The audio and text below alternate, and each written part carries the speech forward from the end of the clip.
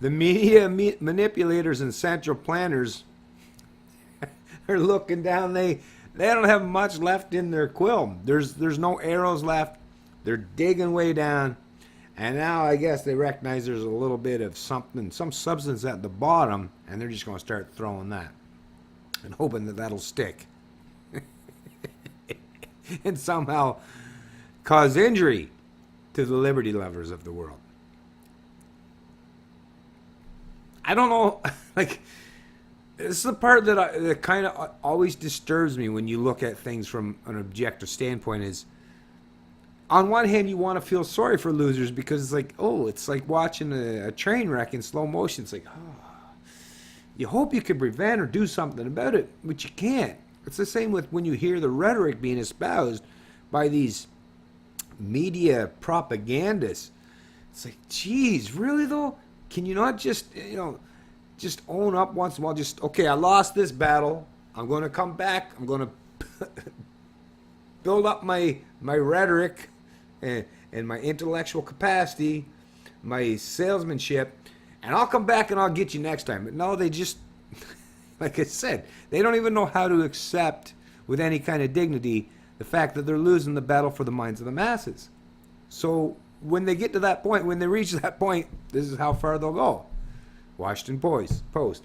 And it's called Post Everything. Where did Donald Trump get his racialized rhetoric? Question mark.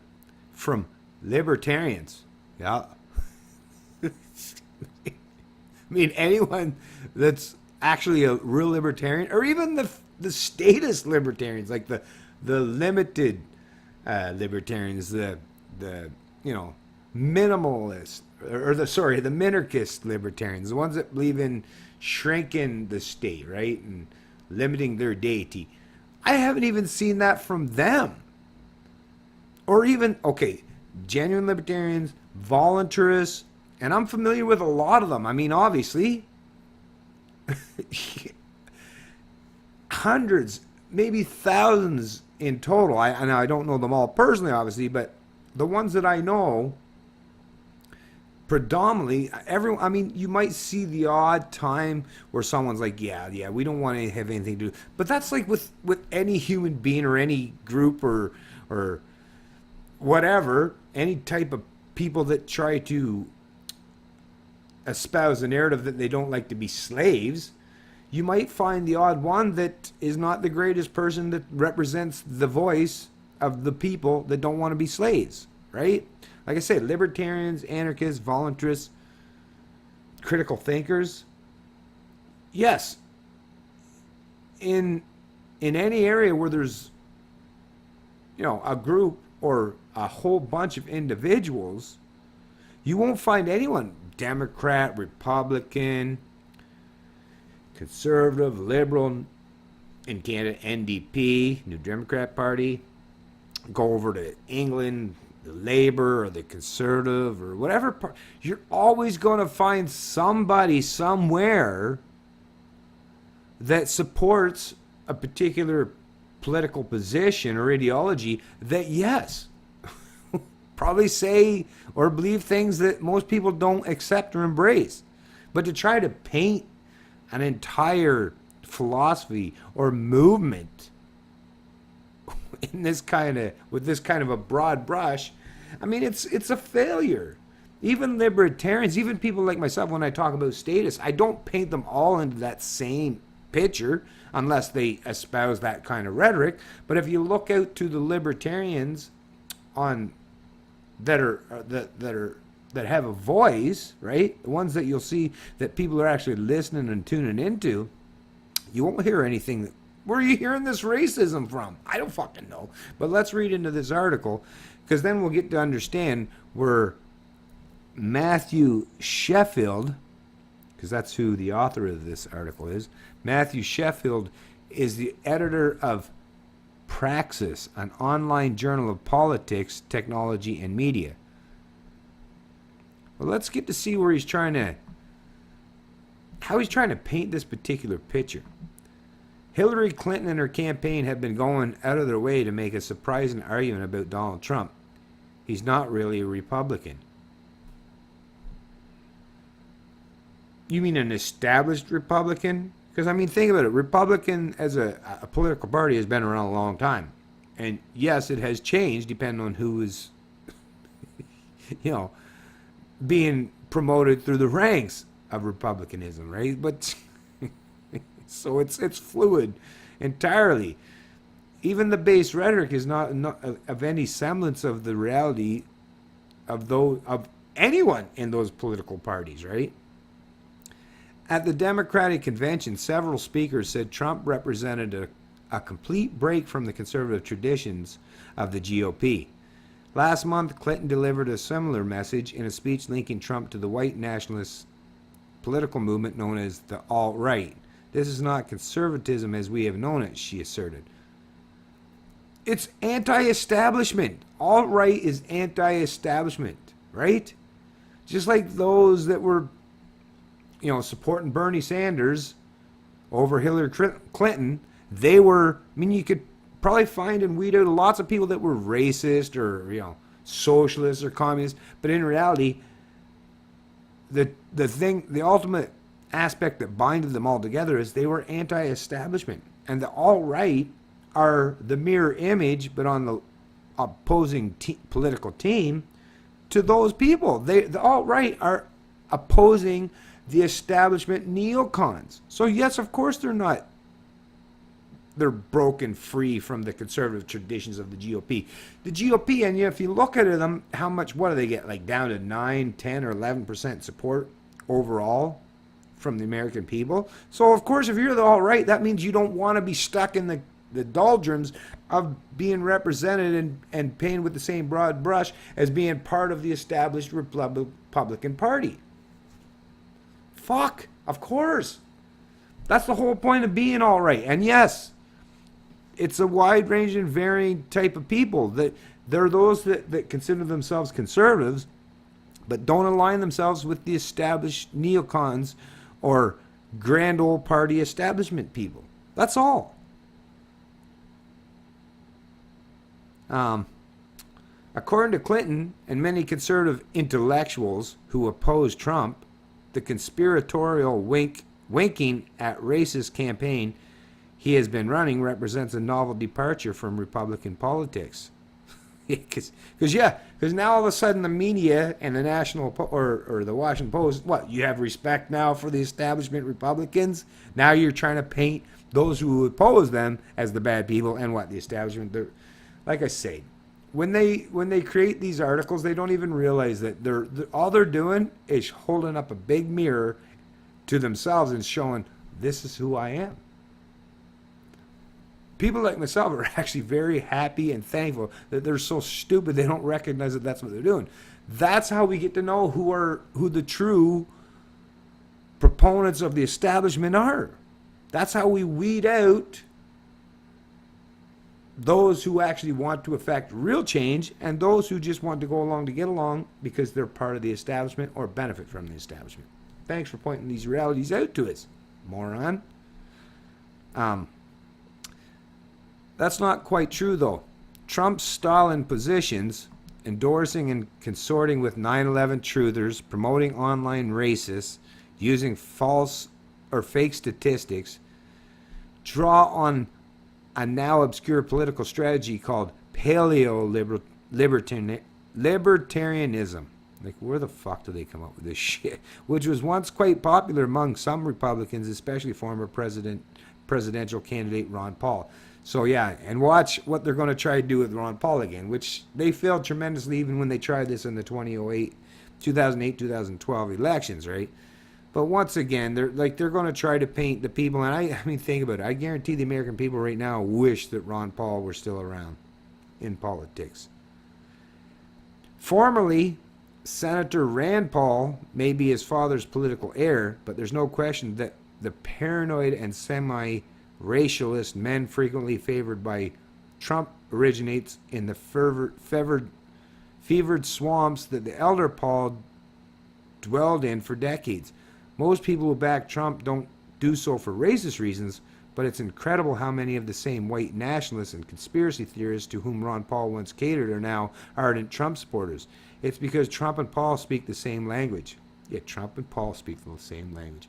I mean, just go back and look about the kind of stuff that Ron Paul espoused, and the way he talked about the establishment, and then listen to Trump. I mean, please don't trying to paint them two as this in the same category. I mean, first of all you're really doing is forcing anyone that questions their own premise or their own instinctive philosophies. You're just going to force them down to supporting Trump, because they're like, well, we know we're looking out and there's nobody even remotely representing us, and Trump's the only one, even though he doesn't properly do it, not even close, but he's anti-establishment. He's anti these, just like with you political fucking establishment pundits.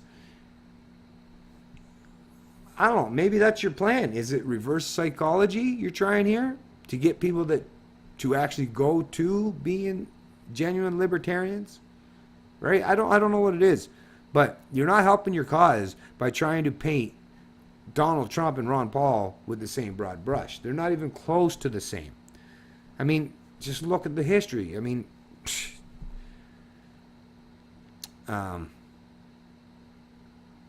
most people who back Trump don't do so for racist reasons, but it's incredibly how many of the same white nationalists and conspiracy theorists to whom Ron Paul once catered are now ardent Trump supporters. It's because Trump and Paul speak the same language. Oh yeah, right.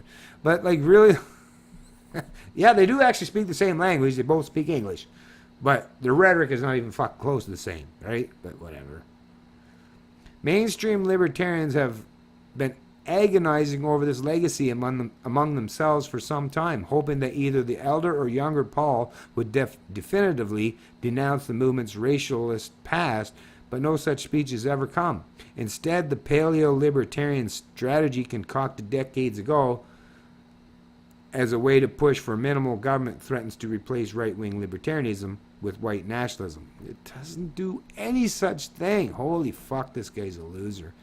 The figure whose ideas unify Pauline libertarians, just like with Pauline libertarians, just like look back through Ayn Rand when some of the media propagandists were interviewing her.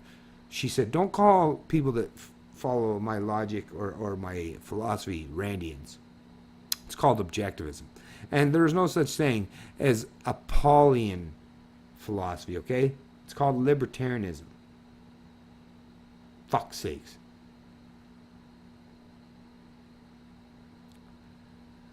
Yeah, the figure whose ideas unify Pauline libertarians and today's Trumpists is the late Murray Rothbard, an economist who co-founded the Cato Institute and is widely regarded as the creator of libertarianism. Libertarianism is just a philosophy that accepts and embraces human liberty. That's been around for a long time. Just because it's been, actually has a modern term or definition doesn't mean that hasn't always existed. Jesus. Nowadays, many libertarians like to portray their ideology as one that somehow transcends the left-right divide. Of course it does. It does, because left and right is all about politics. Genuine libertarians don't want nothing to do with politics. But to Rothbard, this was nonsense. Libertarianism, he argued, was nothing more than a restatement of the beliefs of the old right, which resolutely opposed the New Deal and any sort of foreign intervention in the early 20th century. Many of its adherents, such as essayist H.L. Mencken, espoused racist viewpoints as well. So, like I said, they're trying to paint liberty lovers as racist. And anyone, the old right, that were opposing the New Deal, they were opposing theft, forced subjugation, coercion. That's a good thing, no matter how you fucking look at them. No matter how you're trying to paint them, whatever corner you're trying to paint them in, everyone should accept and embrace the fact that, yes, theft, oppression, forced subjugation, and mysticism is a really fucking bad way to live or to create any kind of society. As moderate Republicans such as Dwight Eisenhower and new right Christian conservatives such as William F. Buckley became more influential within the Republican Party in the 50s and 60s, the future creators of libertarianism gravitated instead towards the work of secular anti-communist thinkers such as economist Ludwig von Mises and novelist Ayn Rand.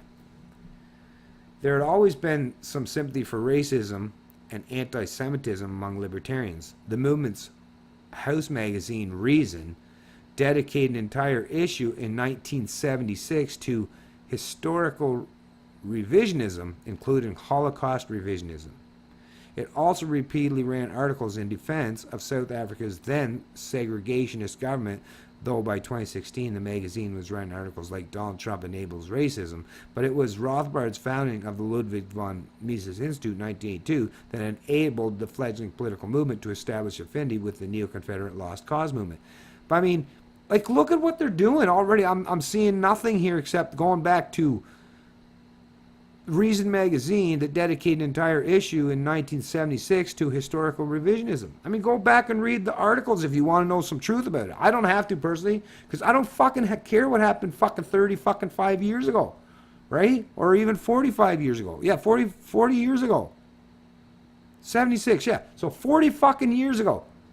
If you don't think people don't adapt their thinking, especially people that call themselves libertarians, right? Critical thinkers, people who try to think outside the box. Yes, what you think. But like they even tried this shit with, and it goes into it here. So let me.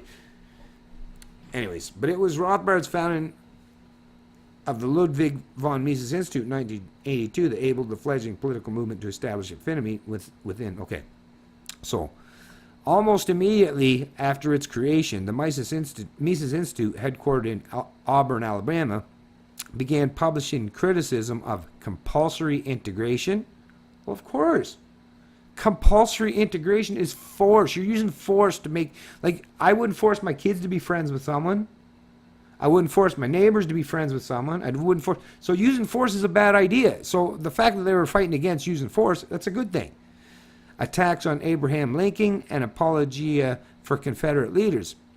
Institute scholars have also spoken to racist groups such as the League of the South. Rothbard even published a chapter in his book, The Ethics of Liberty, in which he said that the purely free society will have a flourishing free market in children, although he didn't specify the races of the children who might be sold. Now, if you go back and read this stuff, like I said, do you really think that's what... I mean, how easy would it be to fucking... I mean, just go back and actually do some quotes, right? Do some real world. If there was some real things in that was espoused by Rothbard, where what he was suggesting to sell children, right? What? Then quote the exact quotes and let's see. But they won't do it. They won't do it. And they know most people that read this stuff, the leftists, because they want their cognitive or their biases confirmed. They're not going to go to look and read this stuff. They're not going to research what was actually said. So they're just going to go with whatever kind of bullshit was espoused in this article and say, yeah, see? But I mean, that's just such a failure on so many levels, because obviously people that believe in liberty don't believe in, I mean, no genuine libertarian would say that kids should be able to be sold off, what, as slaves? Fucking point out somewhere where that was ever said. Go ahead, try it. Find it. Let me know.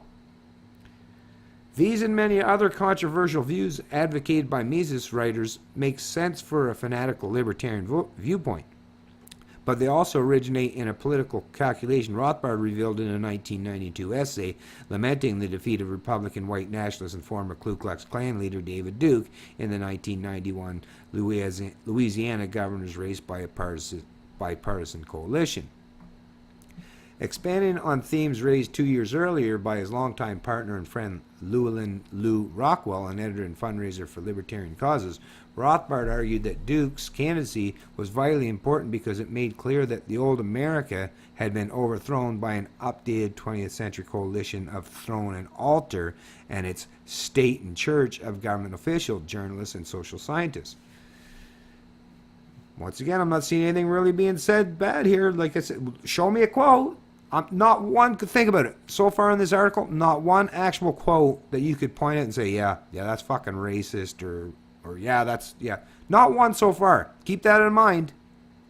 Besides commending Duke as an exemplar of the kind of candidate he was looking to support, Rothbard also invoked the exciting former Senator Joe McCarthy of Wisconsin, not because of his economic views, but because he was a brash populist prone to doing erratic things. Rothbard's description of McCarthy seems eerily similar to the campaign that Trump has been running. So, still nothing yet. Still waiting. The fascinating, the exciting things about Joe McCarthy was precisely his means, his right-wing populism, his willingness and ability to reach out, to short-circuit the power elite, liberals, centrists, the media, the intellectuals, the Pentagon, Rockefeller, Republicans, and reach out and whip up the masses directly. With Joe McCarthy, there was a sense of dynamism, of fearlessness, and of open-endedness, as if whom would he subpoena next? To solve the problem that few Americans are interested in small government, Rothbard argued that libertarians need to align themselves with people they might not like much in order to expand their numbers. Outreach to the rednecks was needed to make common cause with far-right Christian conservatives who hated the federal government, disliked drugs, and wanted to crack down on crime. All of these paleo-libertarian positions were offered in Duke's 1990 Senate campaign and 1991 gubernatorial campaign, but they were also offered by another politician Rothbard admired, Ron Paul, the Libertarian Party's presidential candidate in 1988. So it wasn't fucking Duke, it was Ron Paul. But anyways, Rothbard and Paul had known and worked with each other in the 1970s when they came to know Rockwell. Rockwell would work closely with both men, serving as Paul's congressional chief of staff until he left to found the Mises Institute with Rothbard. Rockwell also was the editor of a series of printed newsletters for both men in the ensuing decades.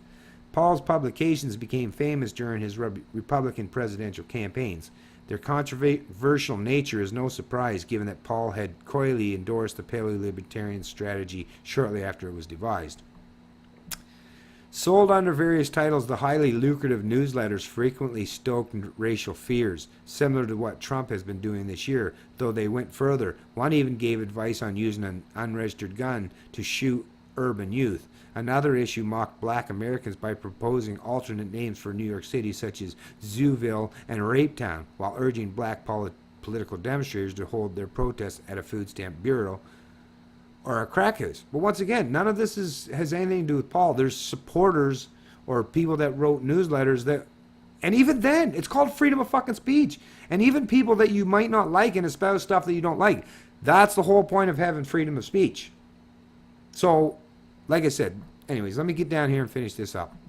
The publications also repeatedly promoted the work of Jared Taylor, a white nationalist writer and editor who is today one of Trump's most prominent alt-right backers. All articles also featured anti-Semitic conspiracy theories and frequent rants against gay men. Paul later said he didn't write the newsletters, but regardless of their authorship, the image they created made him attractive to white nationalists. Those supporters weren't numerous enough to get Paul the GOP presidential nomination, however, and paleo-libertarianism began fizzling out. In the past few years, however, it's been reborn as the alt-right, as a new generation of libertarians discovered their hidden heritage and began embracing racism and conspiracy theories. I mean, think about it. That's all these fuckers are doing. They're just throwing shit. Nothing, so far nothing. Not one actual example, not one actual quote. And I mean, this is an article. If you could actually, and we all know how to use those quotation marks, if there was an actual real quote from Donald Trump or Ron Paul or any of the people they're talking about, Lou Rockwell or Rothbard, that painted them genuinely, and there was no way to deny the fact that they were racist, wouldn't they put it in this article? I mean, look at how long it is so far, but not one yet. That tells you a lot. And the reason for that, because if they did it, they could be sued for slander. They know how to skirt that legal line. This is bullshit rhetoric and propaganda. You need to recognize and realize that fact.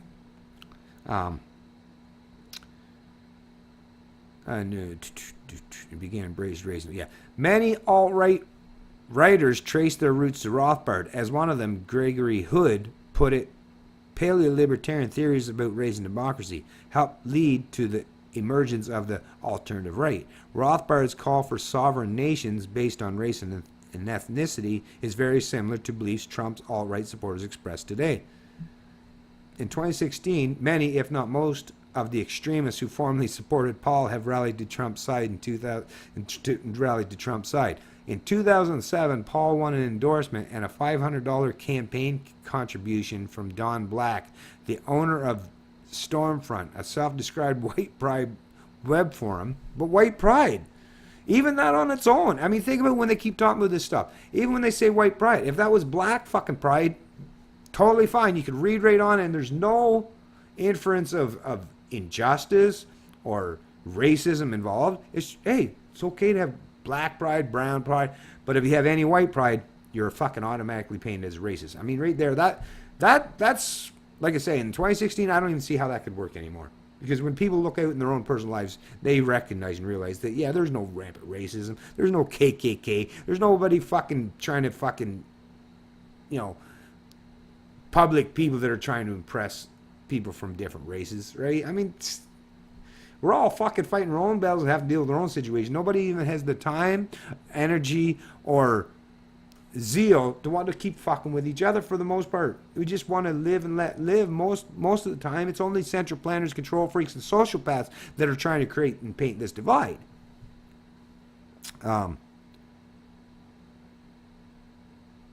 Despite a torrent of criticism, Paul refused to return the money. This March, Black encouraged his radio listeners to vote for Trump, even if he wasn't perfect.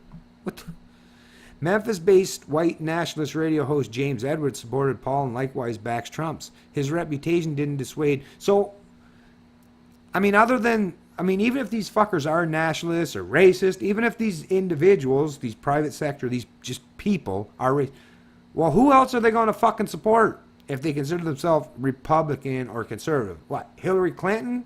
I mean, they could, because she's every bit, she's like the establishment on the Democratic side. I mean, come on. I mean, they are every bit as made up of the same type of, predominantly white, older, boomer generation or type of people. So it's like, how do they... okay, so let me finish this up here. Memphis-based white nationalist radio host James Edwards supported Paul and likewise backs Trump's. His reputation didn't dissuade either candidate from associating with him. In July, Edwards attended the Republican National Convention on a press pass, even after the Trump operation was subject to embarrassing media coverage for allowing Edwards to interview Donald Trump Jr. For his part, Paul agreed to appear on Edwards' program in 2006, but canceled at the last moment. So what the... But I mean... If people believe that voting is something they have to do, and in the U.S. you have two fucking parties to vote from, vote for, that will actually become the next, presidential nominee or party member, they flip the coin. So he could be supporting Trump, or he could be supporting Hillary.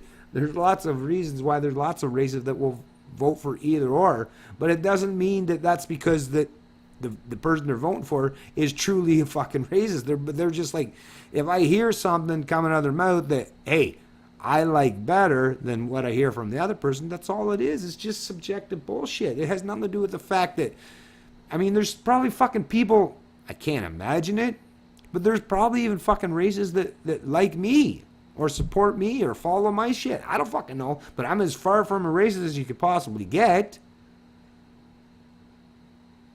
I can't control what other people do. People can't control what other people do. That's just the reality of it. What the fuck? Does that mean that Bernie Sanders, they try to paint Trump as like being loved by, white supremacists and like paint him as like, look, he's buddies with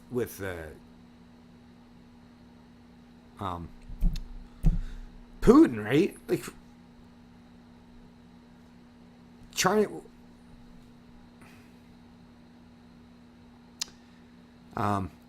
so Duke, who's again running for Senate, has also repeatedly expressed his admiration of both men. While Trump has mostly disavowed Duke, Paul said in one of his newsletters that Duke's political views were just plain good sense despite the baggage of his former Klan involvement. So, even, racist, believe it or not, here's a news alert. Even a racist, or someone that you consider to be racist, whether he is or not, I fucking don't know the guy from a hole in the ground. But even if he is, just like a broken clock can be right twice a day, even racists could say or espouse things that other people agree with. Ooh, shocker, huh? Ooh! Duke, who is again running for Senate, has also repeatedly expressed his admiration of both men, while Trump is mostly disavowed. Oh. Okay, so after Rand Paul came to the Senate in 2011, as he eventually began planning his own presidential campaign, there was some speculation that conservatives might be entering a libertarian moment. Things didn't turn out that way. Instead, the American right seemed to have entered a paleo-libertarian movement. So, a correction down here. An earlier version of the story incorrectly described Reason's 1976 special issue on revisionism and its coverage of apartheid South Africa. It includes articles about Holocaust revisionism, but was not entirely dedicated to the Holocaust. Also, while the magazine did run several articles defending apartheid, it did not editorialize in favor of the system. So, put that correction way down the bottom, right? So once again, I read through this whole article. You're not seeing anything. Like, none of these, like,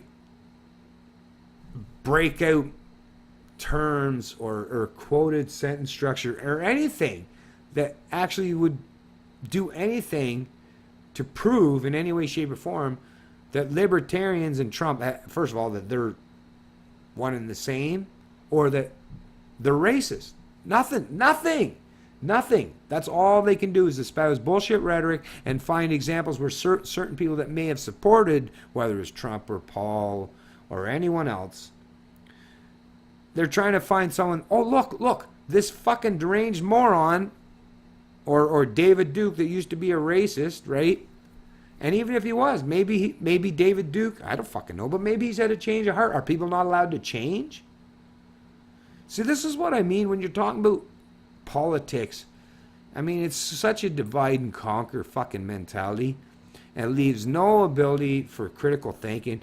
It's just collectivism 101. Painting everyone with the same broad brush and hoping that it'll stick. It's such a failure. Skinny Libertarian. I love liberty.